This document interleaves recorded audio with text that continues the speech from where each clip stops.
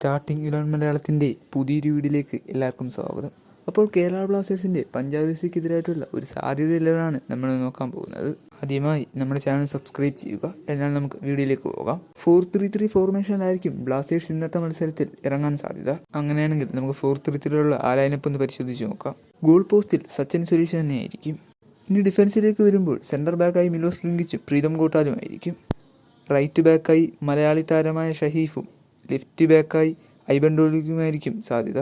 ഇനി മിഡ്ഫീൽഡിലേക്ക് കടക്കുകയാണെങ്കിൽ സെൻട്രൽ മിഡ്ഫീൽഡറായി ഫ്രെഡി ലാലങ്നാവി, ലെഫ്റ്റ് വിങ്ങിലായി അഡ്രിയൻ ലൂണി, റൈറ്റ് വിങ്ങിലായി ഡാനിഷ് ഫറൂഖുമായിരിക്കാനാണ് സാധ്യത കൂടുതൽ. ഇനി മുന്നേറ്റ നിരയിലേക്ക് നോക്കുകയാണെങ്കിൽ നോവ സദുവും കാമിപ്രയും മുഹമ്മദ് ഐമനും ഇറങ്ങാനാണ് കൂടുതൽ സാധ്യത.